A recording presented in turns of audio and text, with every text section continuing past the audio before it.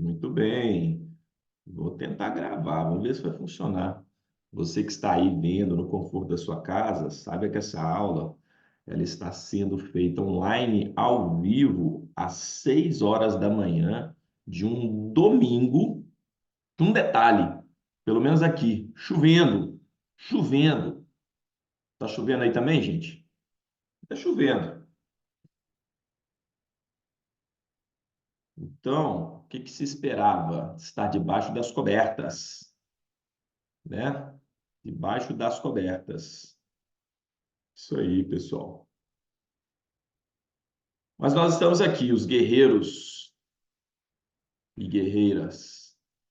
Vamos lá, sem mais delongas? Pessoal, não está na ordem 1, 2, 3, 4, 5, 6, tá? Então vocês precisam anotar aí, eu pincei, depois eu vou mandar essas questões para vocês.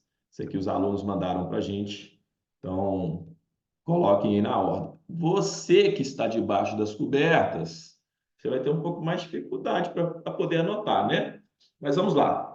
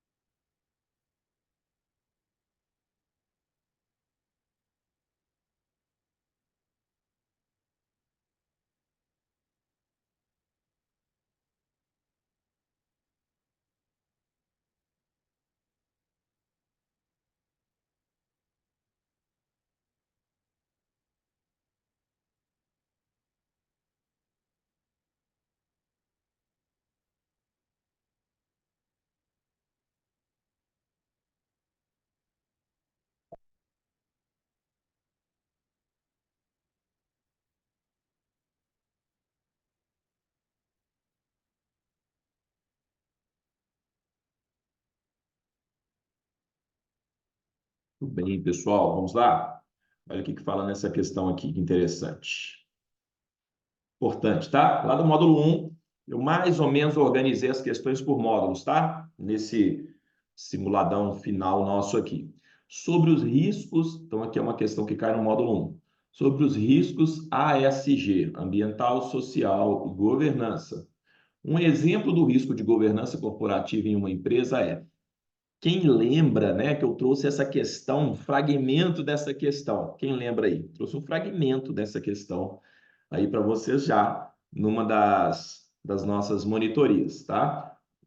Aí, então, ele quer um exemplo de risco de governança, beleza? Governança.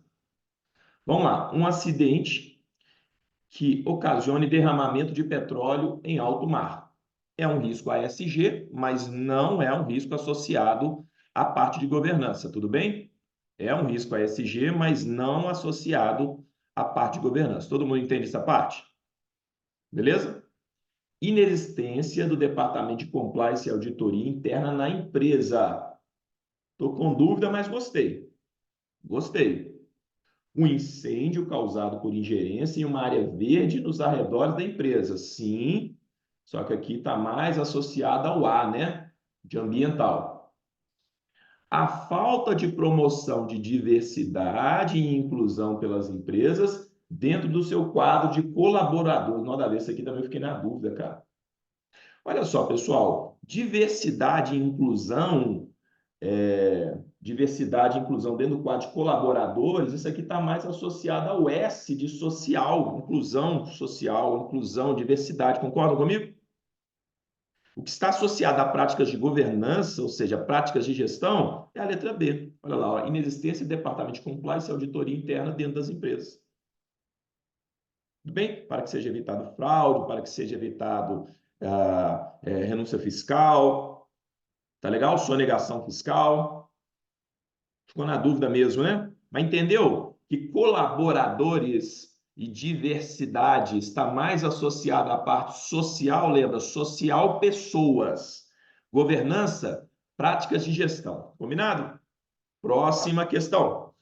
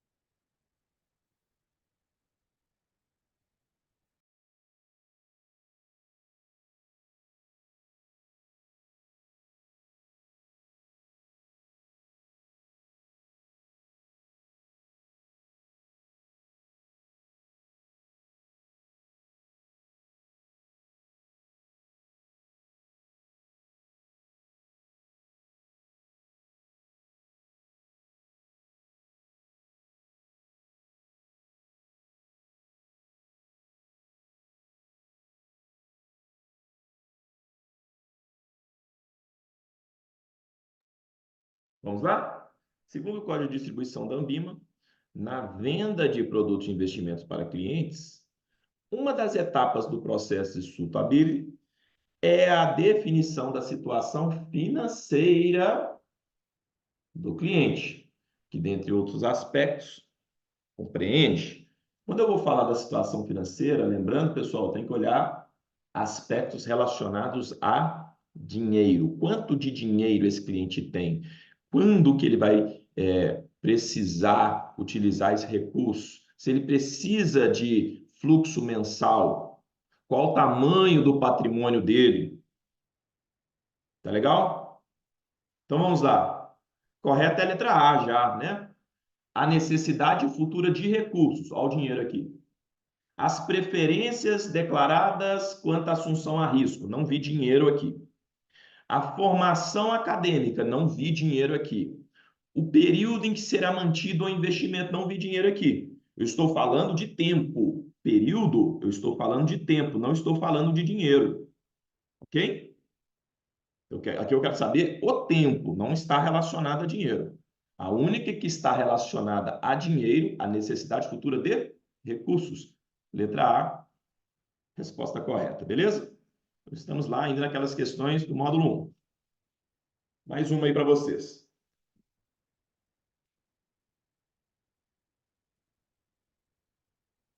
Só voltando aqui, pessoal. O pessoal ficou com dúvida aqui, ó. Mas investimento é o dinheiro. Concordo com vocês. Mas aqui ele está se referindo ao período. Tudo bem? E não ao investimento. É mais a questão de interpretação mesmo, tá? Ele está se referindo ao período, ao tempo que o dinheiro pode ficar aplicado.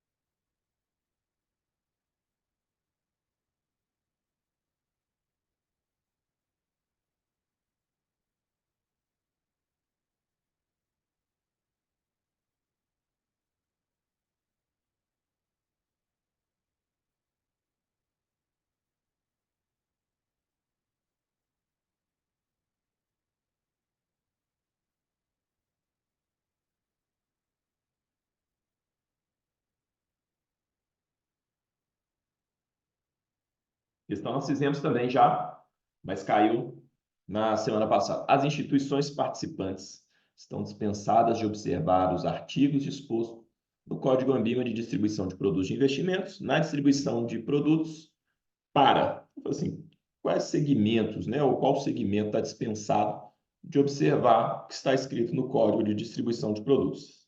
É isso. Tudo bem? Então, pessoas jurídicas dos segmentos classificados como middle ou corporate, tá? São pessoas jurídicas de médio e grande porte. Tranquilo?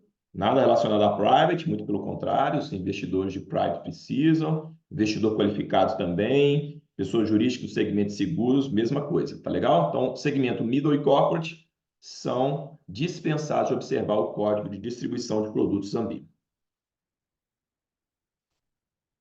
Módulo 2, cálculo.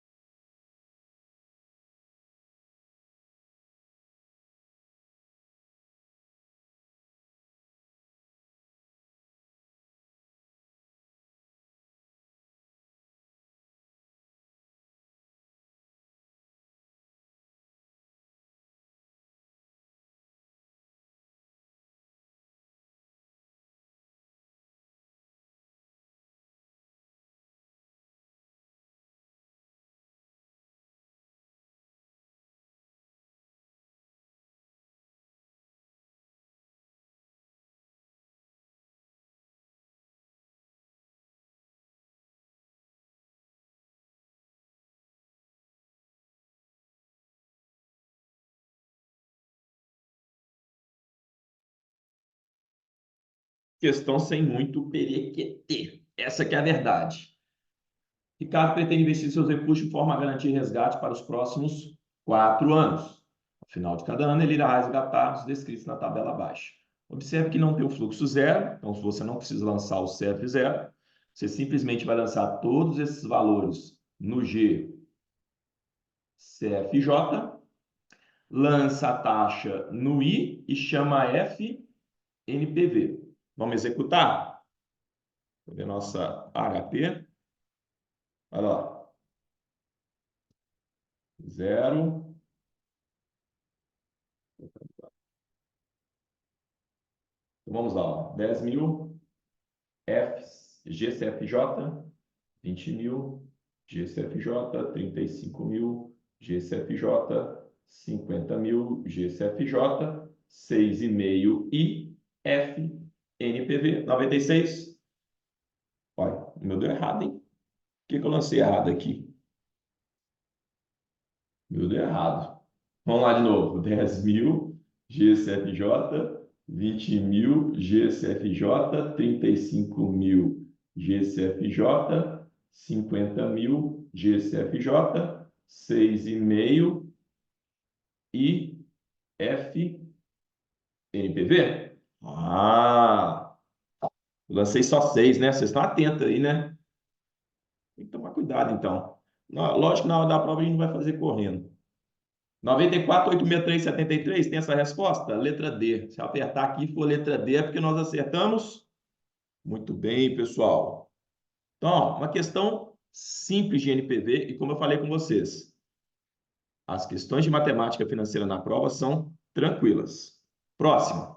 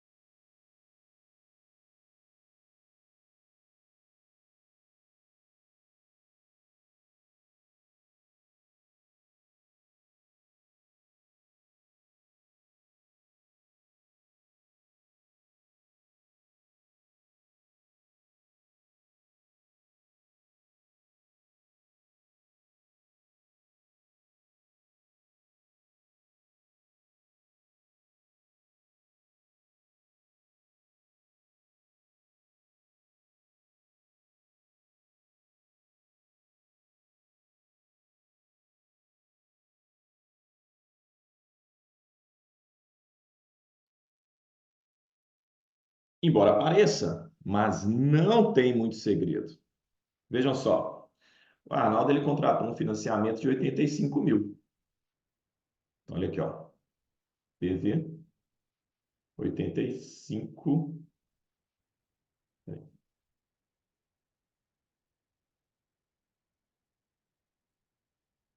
85 mil.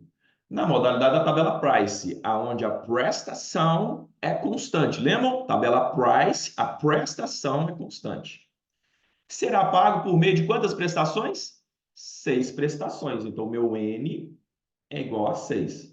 Com a primeira, olha que detalhe, sendo antecipada e as demais vencíveis em 30, 60, 90, 120, 150. Ou seja, é uma mais 5. Por que essa informação é importante, pessoal? Porque aqui eu lembro que eu tenho que acionar o G7, que é o G Beguin, né? Antes de chamar a resposta. Ah, Davi, não acionei. Não acionou, errou. Certamente errou, se não acionou. Então, lembra como está falando que é uma parcela, a primeira é antecipada, eu sou obrigado a acionar o G-Greguinho. Muito bem. O valor das parcelas nas suas respectivas datas de vencimento é de 14.770. Então, eu tenho meu PMT aqui, ó, que é igual CHS 14.770,70. Beleza? Qual a taxa de juros? Então, ele quer saber o I. O I igual a. Beleza? Vou executar. Lembrando que antes de chamar o I, eu tenho que apertar o G Beguin. Nossa queridíssima, para ser executada. 0 HP. Vou lançar exatamente o que está escrito. Ó. 85 PV. 6 N. 14.770,70 CHS PMT. Lembrando que eu tenho que acionar o G7 antes. E vou chamar o I. Venha.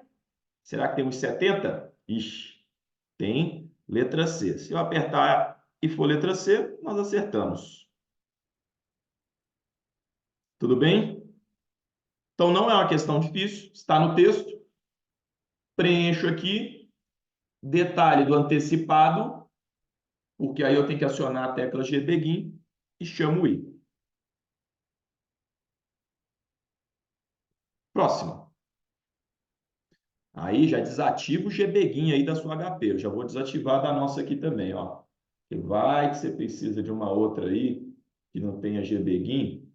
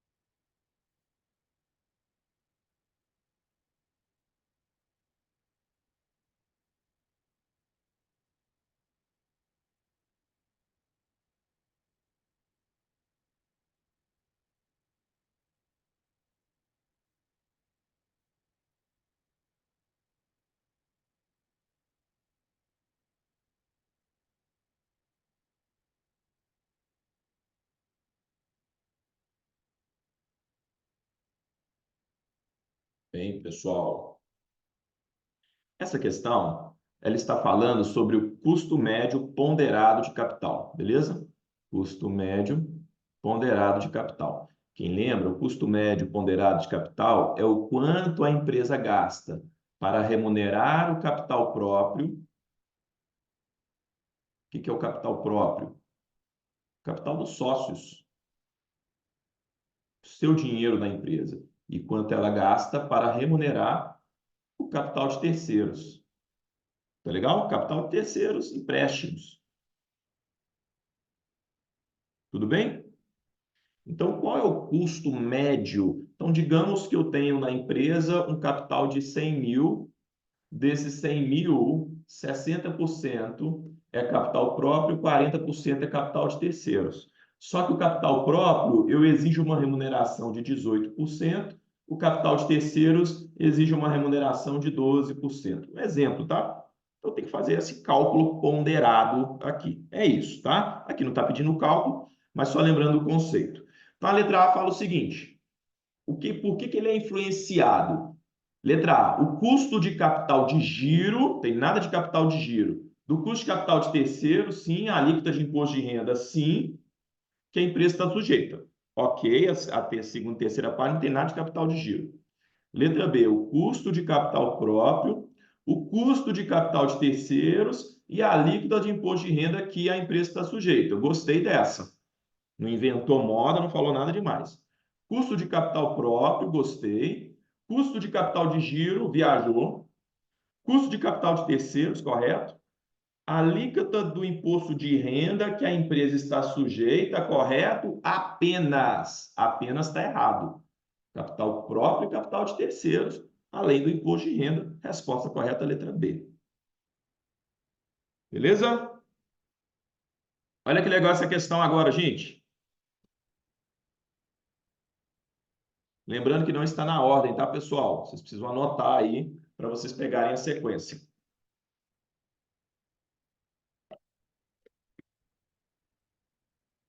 Leiam com calma, tá?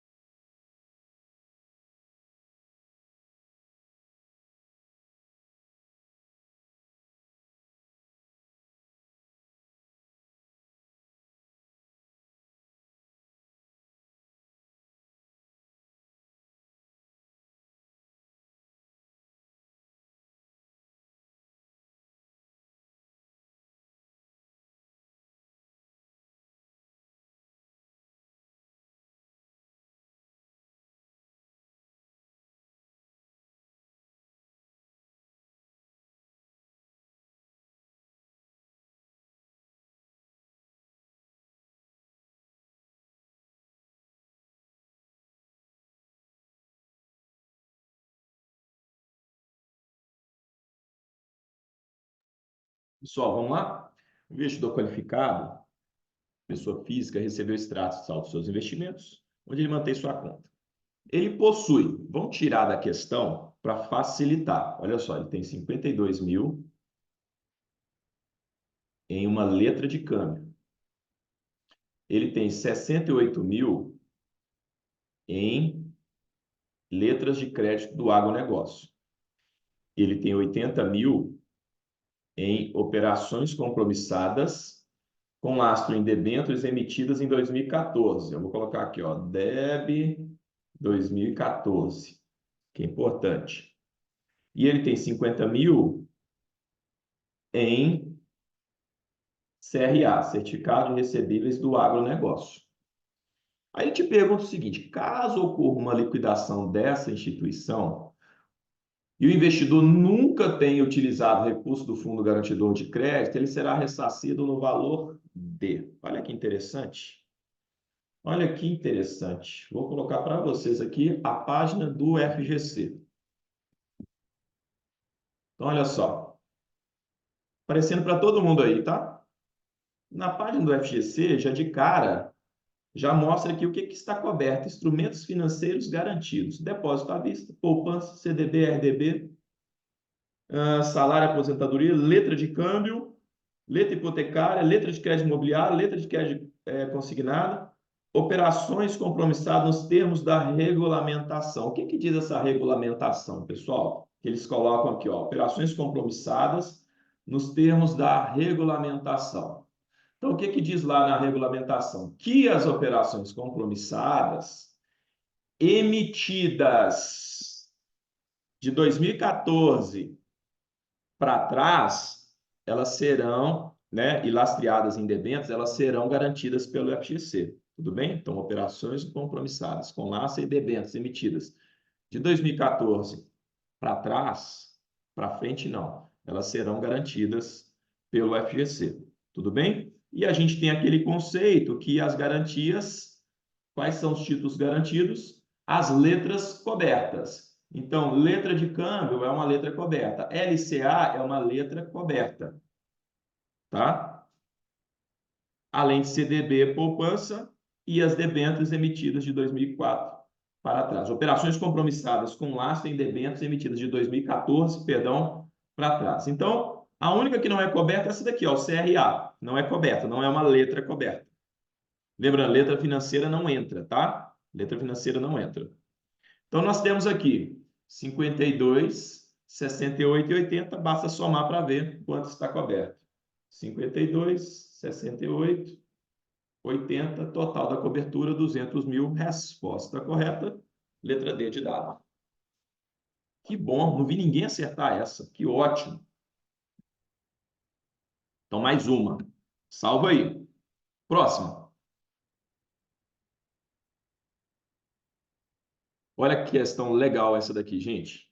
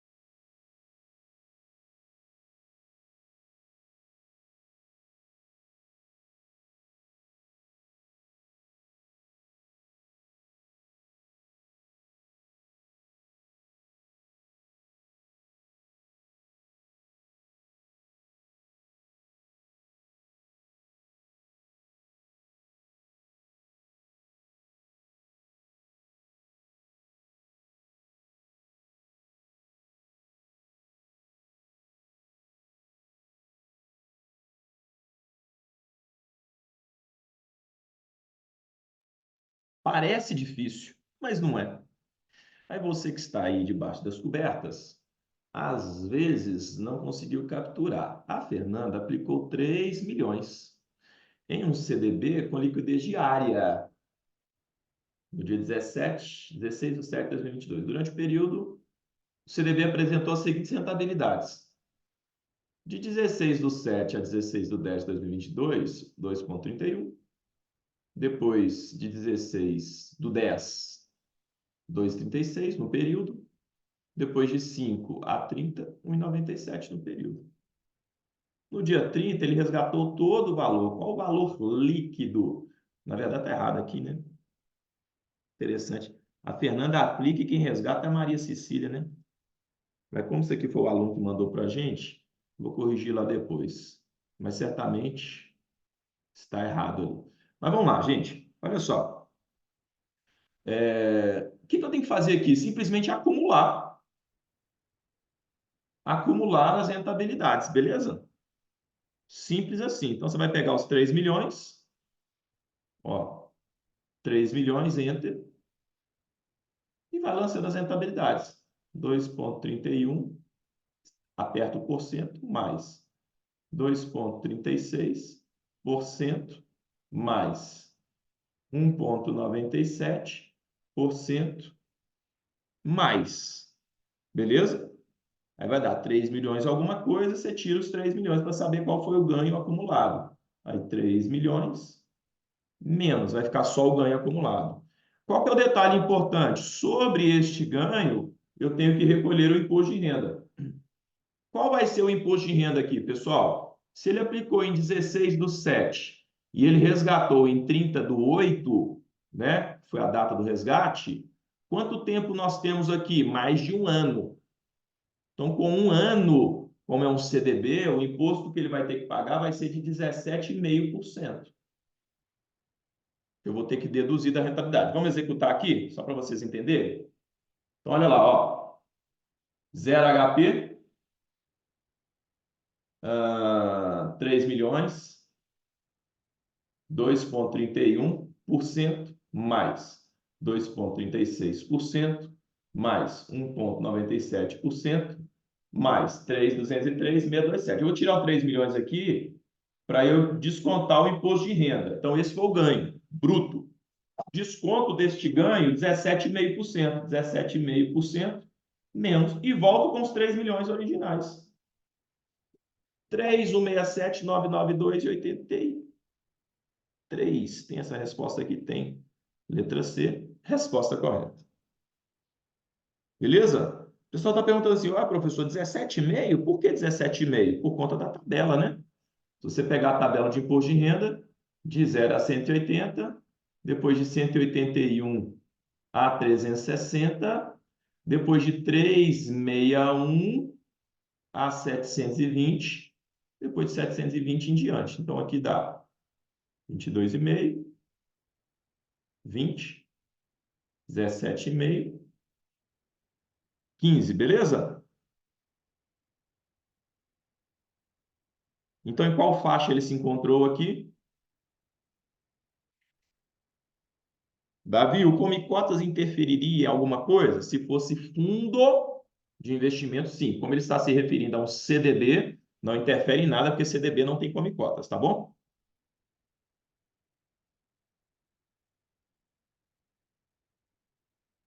Agora, uma questão excepcional. Quero ver quem vai acertar.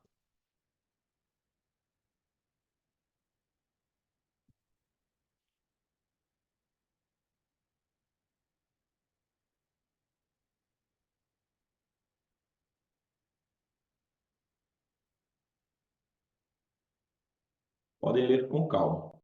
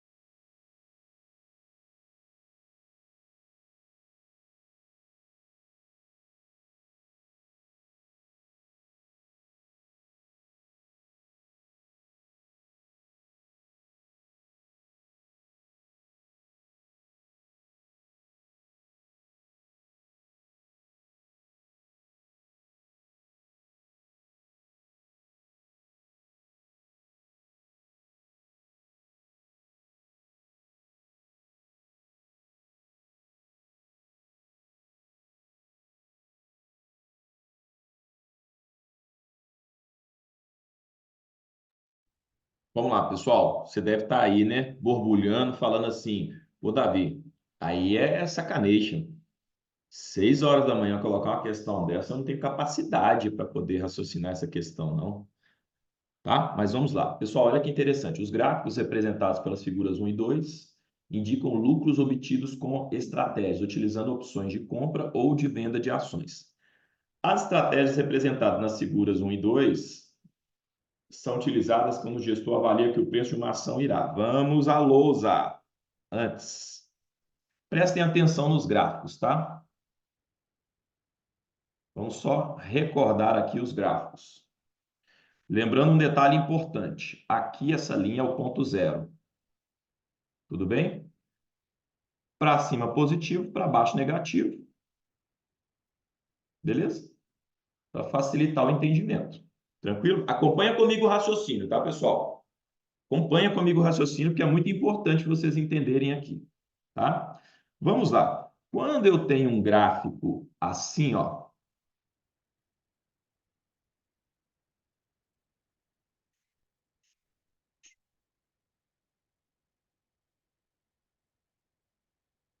primeira coisa que eu tenho que analisar na hora que eu estou olhando um gráfico, tá? Primeira coisa, a linha horizontal paralela, que é essa daqui, ó.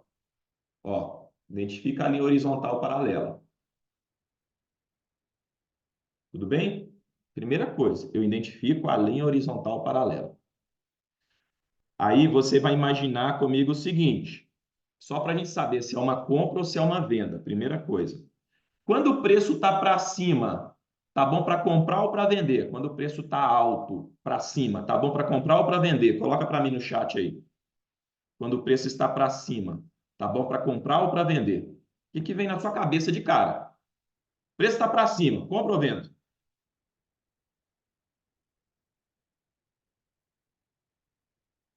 Bota para mim no chat aí para eu saber que você não está dormindo. Você só não ligou aí.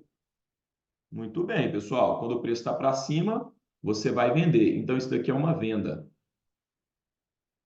Da mesma forma aqui, ó, o preço está para cima, ó, é uma venda. Beleza? Consequentemente, toda vez que o preço está para baixo, está bom para comprar. Então, isso aqui é uma compra. O preço está para baixo, ó, bom para comprar. Beleza? Eu não estou falando que é uma opção de compra e não estou falando que é uma opção de venda. Aqui é o ponto principal.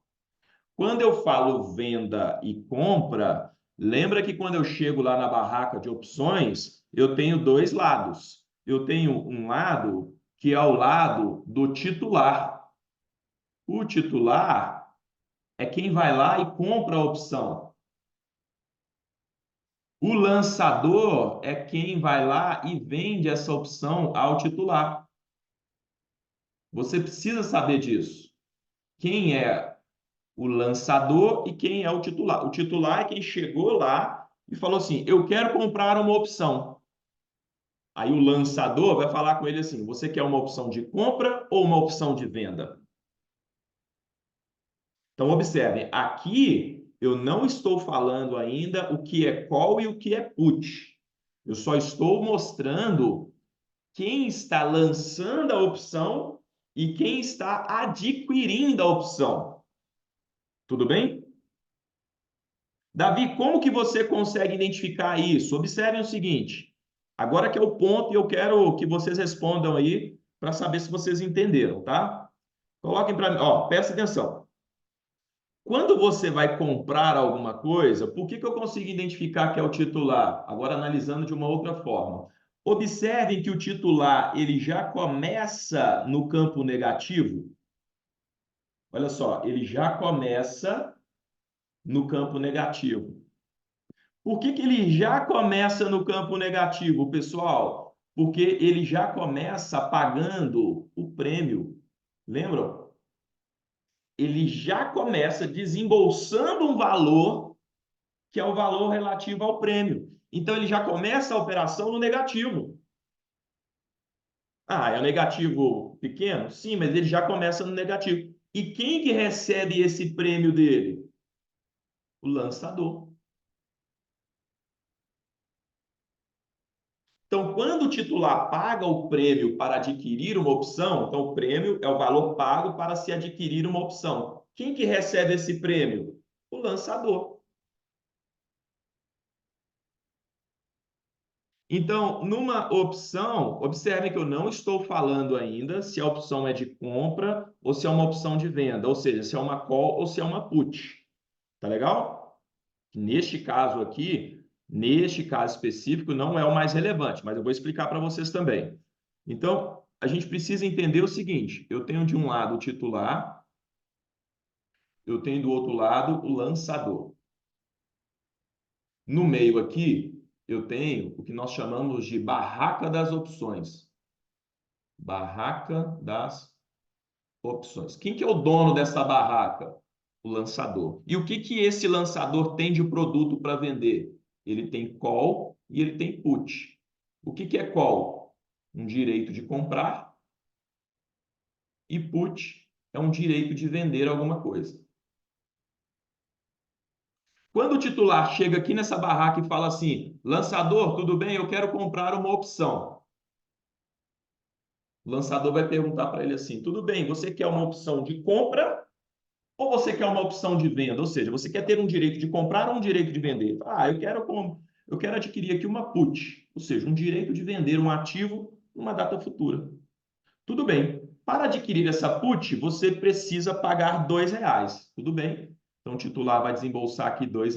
Esses R$ 2 vão entrar no cofre do lançador. Logo, o titular vai ficar negativo em R$ 2. E como que eu identifico no gráfico quem é lançador e quem é titular? Pela linha horizontal. O lançador ele sempre começa recebendo. Olha só, ele sempre vai começar recebendo. E o titular, ele sempre vai começar pagando, ó, na linha negativa. Ele sempre começa pagando. E aqui nessa questão está falando o seguinte: os gráficos apresentados pelas figuras 1 e 2 utilizando opções de compra ou de venda de ações. Beleza, as estratégias apresentadas na figura 1 e 2 são utilizadas quando o gestor avalia o preço da ação. Então, antes de analisar, me fala aqui, estes gráficos apresentados nestas duas figuras representam um lançador ou um titular? Coloca para mim aí para ver se vocês entenderam. Representam um lançador ou um titular? Ah, gente, vocês estão querendo me emocionar. Putz, vocês estão querendo me emocionar.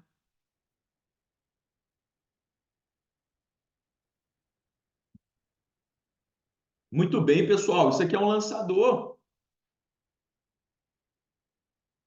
Lançador. Por que que é o lançador? Porque esse camarada já começou positivo aqui, ó. Está recebendo prêmio. Vamos agora para a segunda etapa. Agora eu preciso saber os cenários, né? Então aqui, ó.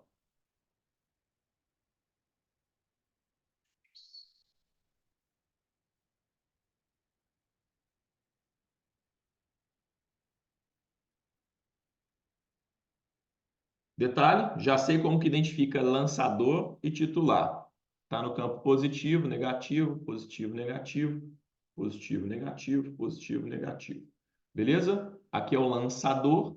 Como que eu faço para saber se é o lançador de uma call ou de uma put? Seguinte, puxou para cá, para baixo, você puxa para o outro lado. Formou que letra? Um C. C de quê? C de call. Mesma coisa aqui, ó. Puxou para cima, você puxa para o outro lado, ó. Formou que letra? Letra C. C de quê? C de call. E aqui, puxou para cá.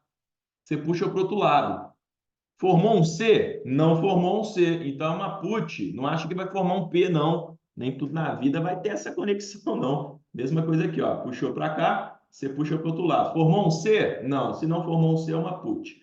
Formou um C, é um C de call. Formou um P, não formou um C, é put. Tudo bem? Então aqui, ó. Esse daqui é o lançador de uma call. lançador de uma call, lançador de uma put, titular de uma call, titular de uma put. Tranquilo? Vamos ao cenário. Vamos pensar na ótica agora, pessoal, do titular. Tá legal? Vamos pensar na ótica do titular.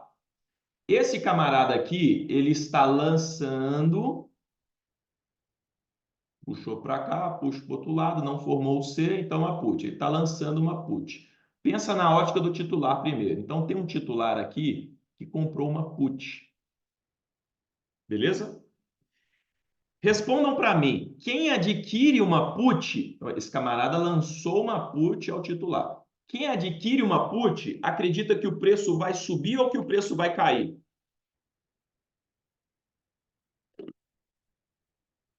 Vocês estão capturando, vocês estão capturando. Então, lembra o seguinte, a dica que eu dei para vocês em sala de aula. Você trupicou e caiu, o que que você fala? Você trupicou e caiu, o que que você fala?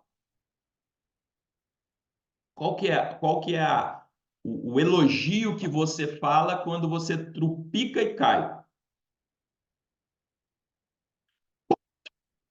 Não é aquele palavreado? Você não fala, putz, ai, arranquei a tampa do meu dedão, putz. Você não fala isso, né? Mas como aqui a gente é meio, né, tem princípios cristãos e tudo, você vai falar, putz, putz. Mas você não fala putz. Você sabe o que que você fala, depois você pede perdão para Deus. Mas lembra então, caiu, pum, é isso mesmo, tá legal? Então, só você lembrar, quem compra uma put, ou seja, titular de uma put, acredita que o preço vai cair. Agora, se ele acredita que o preço vai cair, quem lançou essa put para ele, então acredita que vai acontecer o que com o preço? Não é uma aposta? Muito bem, é uma aposta. Esse camarada adquiriu acreditando que o preço vai cair. Esse camarada que vendeu para ele acredita que vai acontecer, então, o que com o preço? Que o preço vai subir, pessoal. É uma aposta. Se eu acredito que o preço vai cair, você tem que acreditar, você que está apostando comigo, tem que acreditar que o preço vai subir.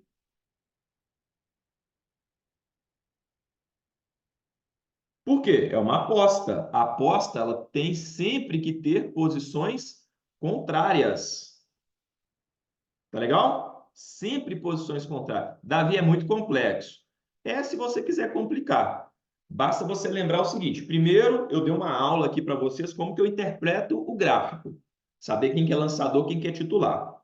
Depois você coloca, né? Olha só, o titular de uma put acredita que o preço vai cair. Logo, o lançador, olha como é que fica fácil. O lançador de uma put acredita que o preço vai subir.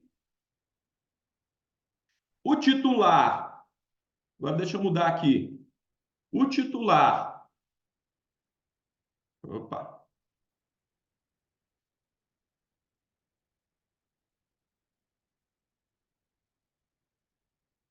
aqui. Olha só, o titular de uma call acredita que vai acontecer o que com o preço? Que o preço vai subir. Logo, o lançador de uma call acredita o quê? Que o preço vai cair.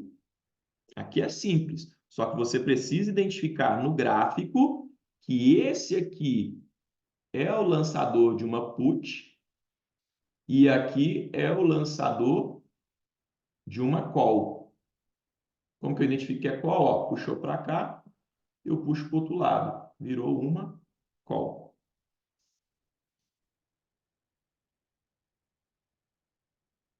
Eu entendi o que você quis dizer, mas esse macete de put, acreditar que vai cair, não vai ser bem assim.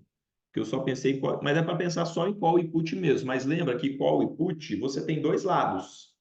O lado do titular, o lado do titular, que é o detentor da opção, que é o lado original, é que a gente vai pensar no put. Certo? Então, quem adquire uma put, acredita que o preço vai cair. Mas quem vendeu aquela put para ele acredita que o preço vai subir. Um exemplo clássico é a seguradora. Quem compra o seguro, compra com medo de bater o carro ou de acontecer alguma coisa com o carro. A seguradora que vendeu para ele quer que não aconteça nada. São dois lados opostos. Então, a história que eu dei para vocês do put, acreditar na queda, é na visão do titular. Se eu entendo a visão do titular, a visão do lançador vai ser contrária.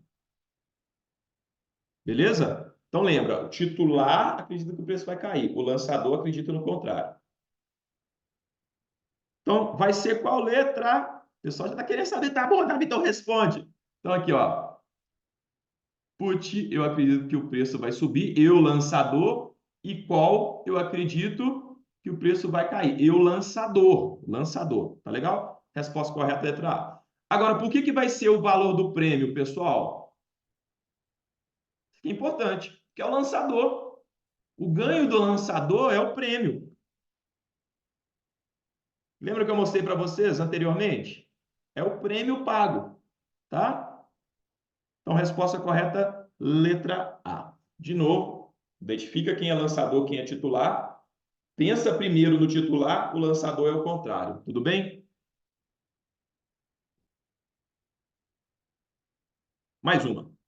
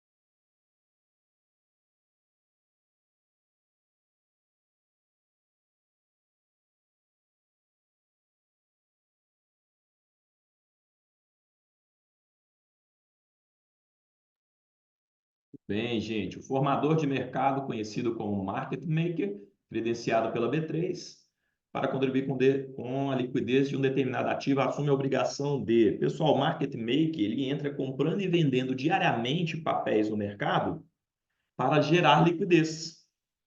Tá legal? Ele é contratado para fazer isso. Essa é a função dele.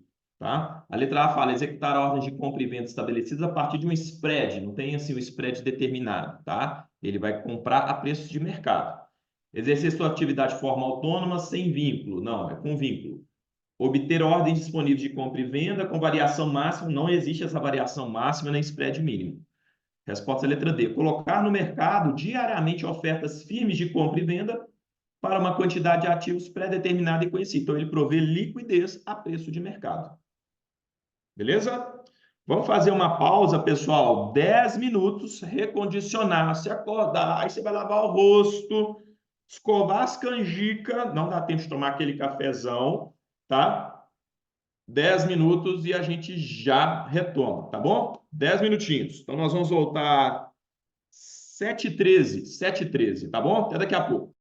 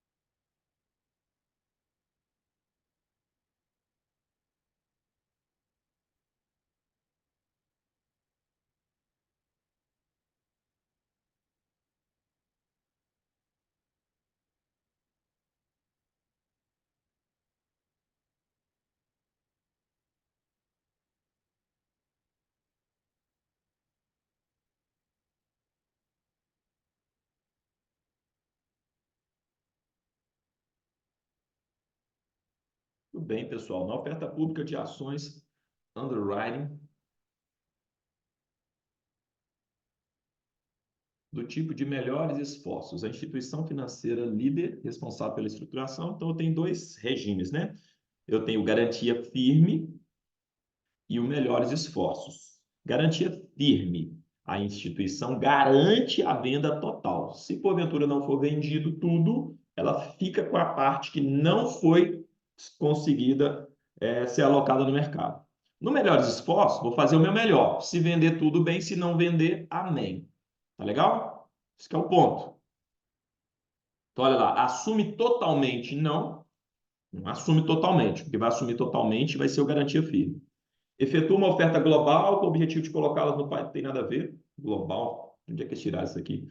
Assume parcialmente, gostei, responsabilizando apenas pelo pagamento das ações ordinárias vendidas. Aonde que fala que é só de ações ordinárias? Não tem nada a ver com isso. Resposta correta, letra D. Não assume nenhum tipo de responsabilidade sobre a integralização das ações em lançamento e o risco de sua colocação no mercado cabe exclusivamente à sociedade emitente. O pessoal vai vender. Ó, estou vendendo. Estou vendendo para a Petrobras. Estou vendendo para a Vale. Tá legal? Mas eu não garanto que eu vou vender. Não sou eu que estou vendendo e fazendo a propaganda e me incumbindo de fazer toda a parte comercial e de vender tudo. Tá legal? Resposta correta, letra D. Próximo.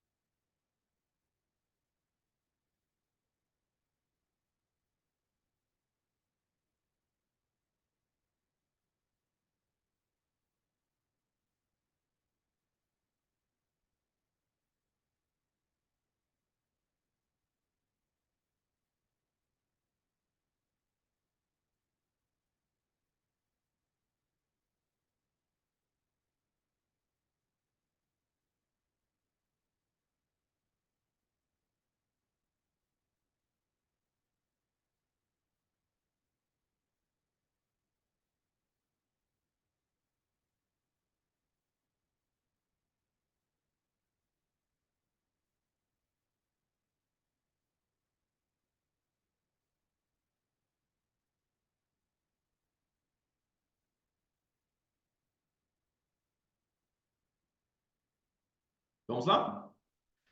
Considere as afirmativas sobre investimentos sustentáveis. Os principais objetivos são proteger, contribuir, não causar dano ou degradações, gerar impacto positivo ou assegurar direitos em questões ambientais, sociais, governança. Gostei muito.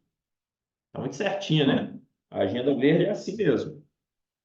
Pode haver intenção do gestor em comprometer o desempenho do fundo, desde que seja em favor de questões ambientais, sociais e de governo. Não tem nada disso, pessoal. É você poder alinhar as duas coisas. É você gerar valor, gerar receita, gerar lucro e cuidar das pessoas, do meio ambiente e das práticas de governança. Não é um em detrimento do outro. Da mesma forma que você não pode degradar o meio ambiente em detrimento do lucro, você também não pode prejudicar o lucro em detrimento das práticas ASG. É alinhar um com o outro, tá? Então, a primeira está correta, a segunda está incorreta. Olha lá, ó. Letra B de bolo. Cálculo para vocês. Leiam com calma.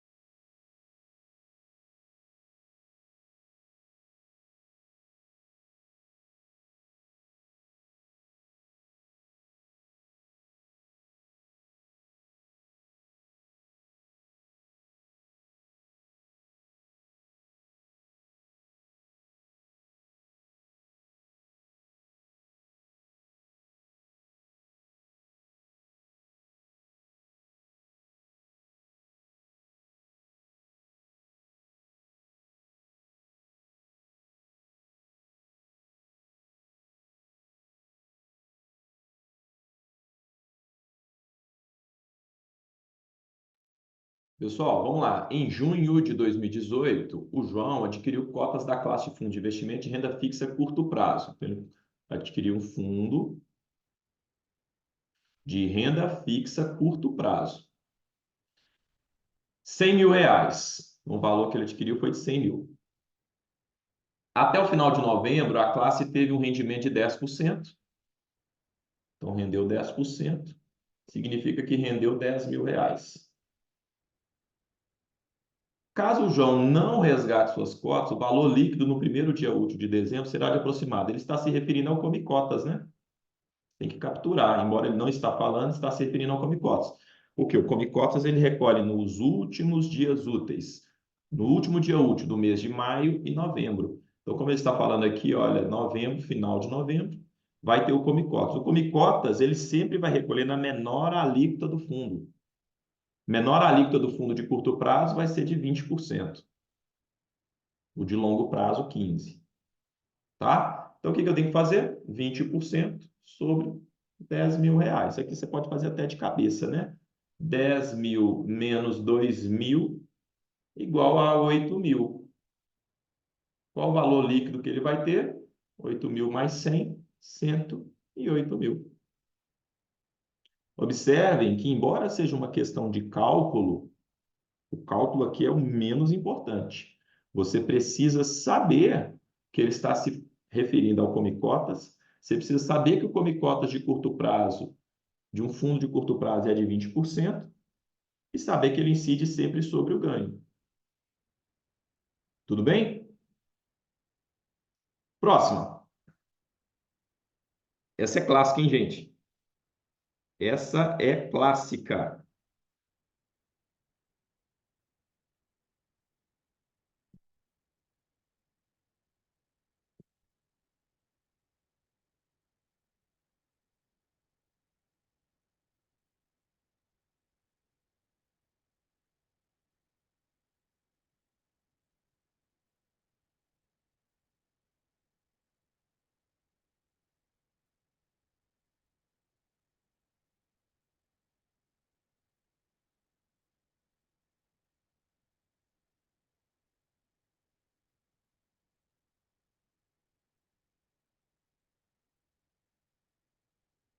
Tudo bem. A classe de um fundo multimercado teve retorno que visa um retorno de 150% da taxa DI.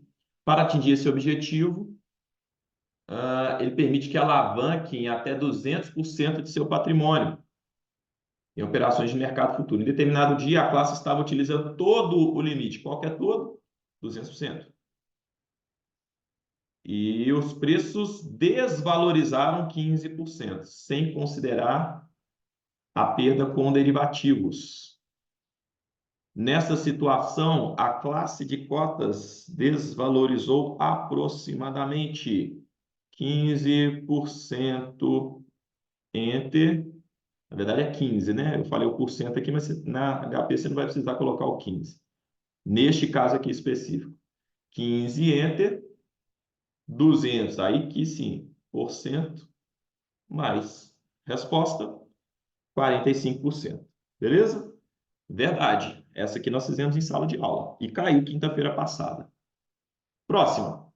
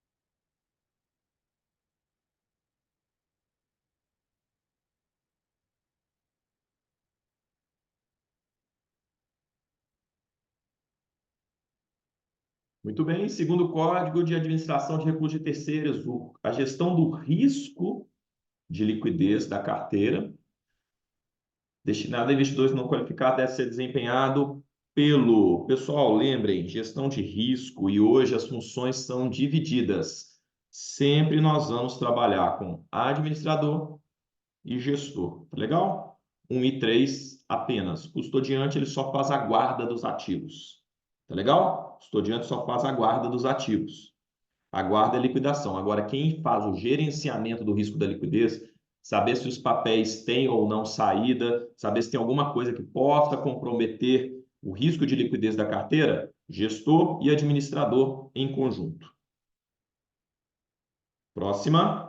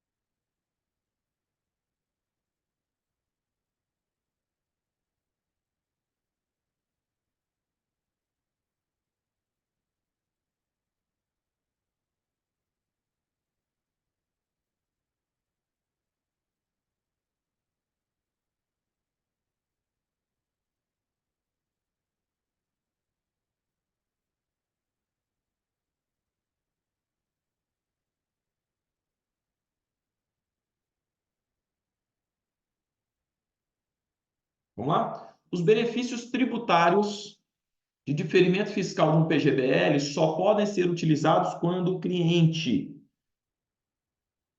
essa não seria D, mas pelo modelo completo? Não sei. Vamos ver aqui agora. For contribuinte da Previdência Social através do RGPS ou RPPS. Pessoal, RGPS e RPPS é regime, RGPS, Regime Geral de Previdência Social, ou RPPS, regime privado, tá? Regime próprio, desculpa, de Previdência Social. Então, sim, para que o contribuinte, desculpa, para que o cliente tenha direito ao diferimento fiscal, que é aquele benefício fiscal, ele tem que ser contribuinte de uma previdência social, tudo bem? Ele tem que ser contribuinte para o sistema. Seja um sistema próprio, como acontece nas prefeituras, no estado, ou o regime geral de previdência social, mais conhecido como INSS. Então, esse daqui seria o INSS, e esse aqui é o regime próprio de previdência social, quando nós temos regimes próprios aí em prefeituras, estados e municípios, tudo bem? Gostei dessa daqui. Realizar um VGBL de mesmo valor, nada a ver. Contribuir exclusivamente através de RGPS. Essa daqui está parcialmente correta, mas está falando aqui, ó, que é só esse daqui que pode. Então, isso aqui que deixa errado. Fizer sua declaração de imposto de renda através do modelo simplificado. Totalmente errado, né? Então, pessoal, para ter direito ao diferimento fiscal, o participante tem que necessariamente contribuir para uma previdência oficial, seja o regime geral ou um regime próprio. Tudo bem? Resposta correta, letra A. Lembra, o objetivo da previdência é complementar a previdência social. Complementar. Próxima, leiam com calma.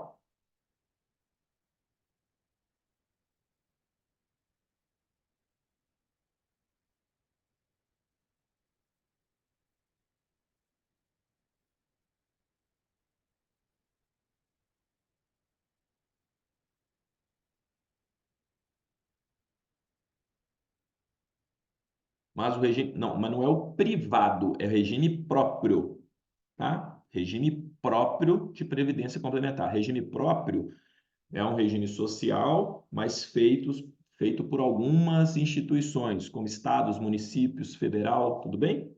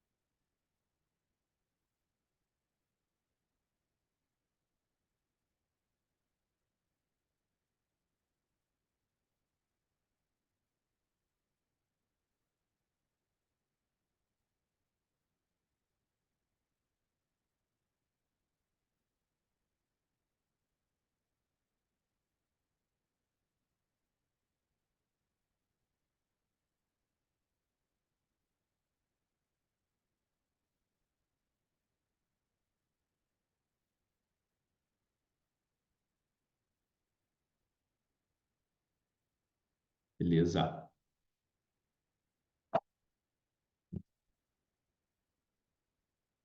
Olha essa daqui, a Vanessa, 35 anos, funcionária pública contribuinte pelo RPPS, regime próprio de previdência social, beleza? Não é regime privado. Está abrindo uma conta com você na sua instituição financeira. Durante a reunião, ela informa que tem um salário de 10 mil. Essa informação é muito importante. Totalizando uma renda anual bruta de 132 mil. Contabilizando o 13º. Então, esse 132 mil contabiliza o 13º. Essa informação aqui é muito importante, tá? Guarda ela. Além disso, ela disse que está pensando na sua aposentadoria e que acabou de iniciar um plano de previdência privada do tipo PGBL, com tabela regressiva, com contribuições mensais no valor de 2 mil. Diante dessas informações, você diz a Vanessa o quê? O que você falaria com a Vanessa? Vanessa, está faltando uma capitalização nesse seu planejamento. Você já tem seguro? Vanessa, você mora em casa própria? Você tentaria vender outro produto, né? Mas aqui você é especialista de investimentos, você vai dar uma orientação financeira para ela. Primeiro, Vanessa, o PGBL, para que você tenha direito à dedução fiscal, você tem que sim ser contribuinte de um regime próprio ou o regime geral. Você atende a esse critério. Segunda coisa, Vanessa, é que no PGBL você tem direito a uma dedução máxima de 12% da sua renda bruta anual, mas não considera o 13º. não entra o 13º. Então, eu teria que pegar a sua renda aqui de 10 mil, multiplicar por 12, vai dar 120 mil. E calcular 12% sobre a sua renda bruta anual, desconsiderando o 13º. Se alguém te passou essa informação aqui, essa pessoa não estudou para sério. Tá? Um detalhe importante, Vanessa, mas que faz toda a diferença. Imagina você fazendo essa contribuição aí por 15, 20 anos, em cima de um valor bruto, considerando o 13º. Então, a resposta correta. Deve realizar contribuições no PGBL até 12%, desconsiderando o 13º da sua renda bruta anual. Tudo bem, pessoal? Então, o 13º não entra, tá? O restante tudo igual, como nós já sabemos. Próxima.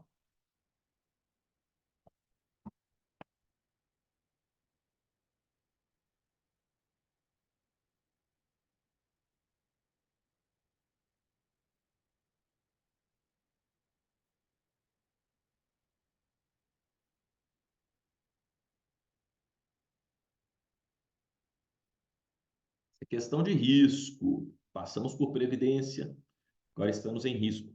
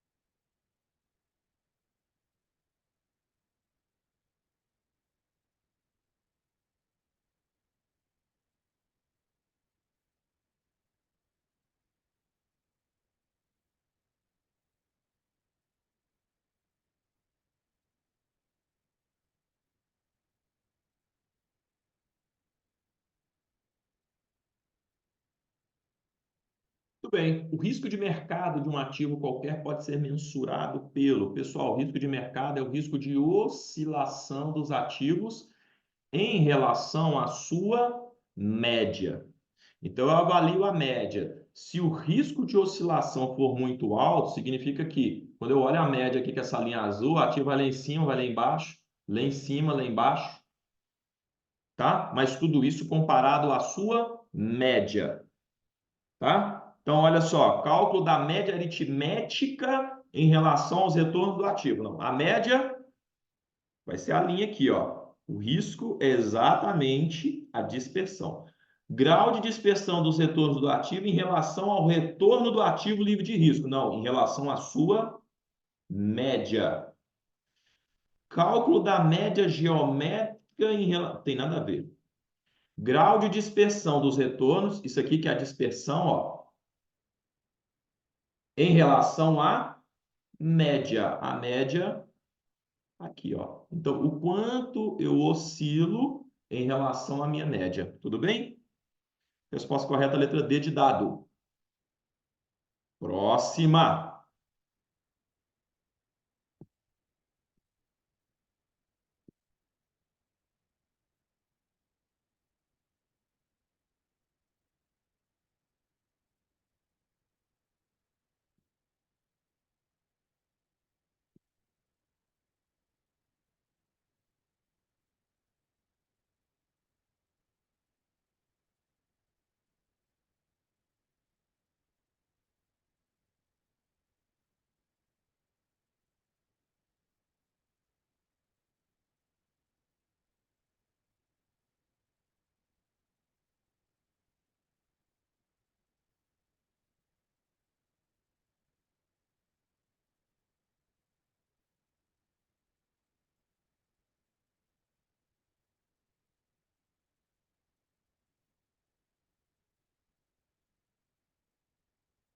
Questão teórica, né, pessoal?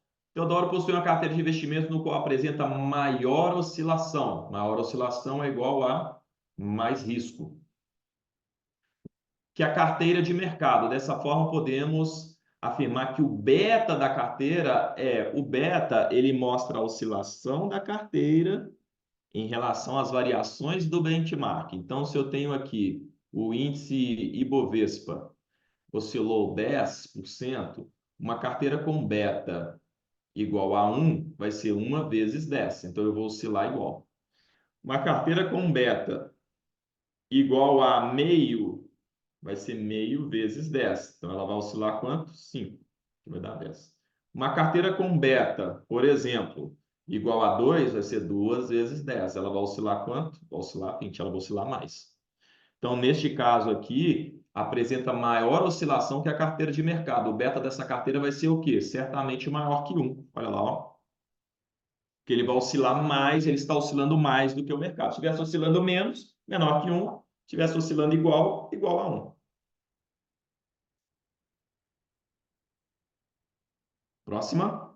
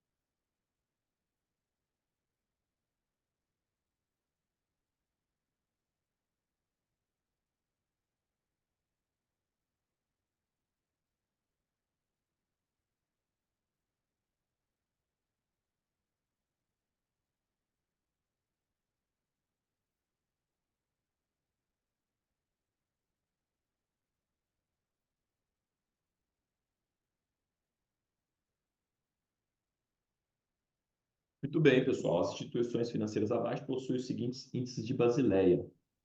Desta forma, em relação ao risco de crédito das instituições, podemos afirmar que aqui você tem que colocar em ordem do maior para o menor. Então, o índice de Basileia mostra o comprometimento das instituições colocando capital próprio nas operações de crédito. As que colocam mais capital próprio têm mais capacidade financeira. Tá legal? Então, em relação ao risco de crédito, se a gente for analisar aqui, ó, essa tem mais risco do que essa, que tem mais risco do que essa. Então, vai ser Z tem maior risco do que Y, que tem maior risco do que X. Não é isso? Olha lá, ó. Z maior risco que Y, maior risco do que X. 8, 11, 14. Quanto menor o índice de Basileia, mais risco a empresa tem. Olha que questão legal.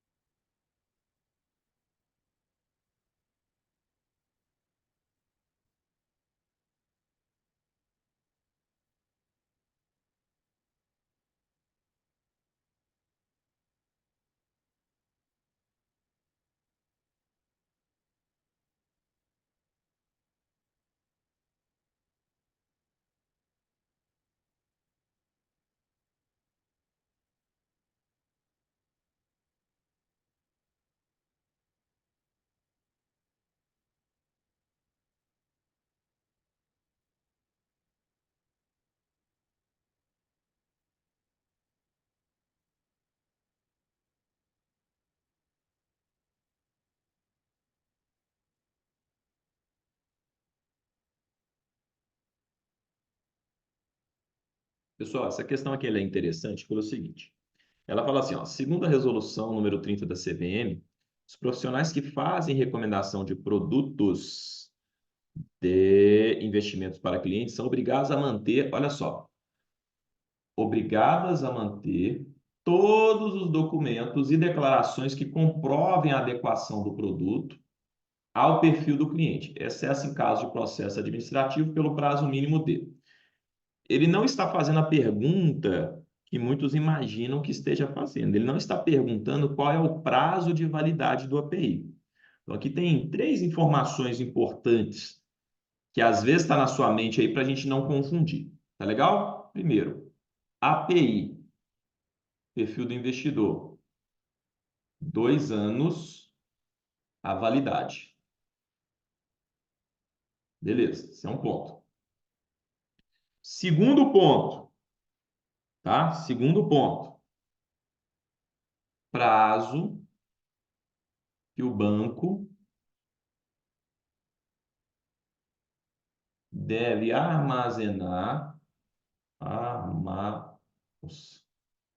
armazenar movimentações dos clientes, dados, né, das movimentações dos clientes. 10 anos. Agora, essa questão está falando o seguinte: o profissional que trabalha na distribuição, consultor de valores mobiliários, por exemplo, tá legal? Por quanto tempo que ele tem que armazenar os dados referentes ou as declarações que o cliente fez em relação ao perfil? É uma outra pergunta que está falando para o profissional. Observe que eu não estou falando dessa movimentação aqui, ó. Isso aqui é movimentação bancária. Por quanto tempo que esse profissional deve manter armazenadas informações que comprovem que o cliente fez um perfil de investidor, que comprova que o produto está adequado ao perfil? Esse prazo vai ser de 5 anos. Então, ó, validade da API 2 anos. Não confunda com o prazo que o banco tem que manter as informações sobre movimentações dos clientes, 10 anos, e o prazo que os profissionais devem manter os documentos que comprovem que o cliente fez um perfil do investidor e as declarações, 5 anos. Resposta correta aqui, 5 anos. Tudo bem?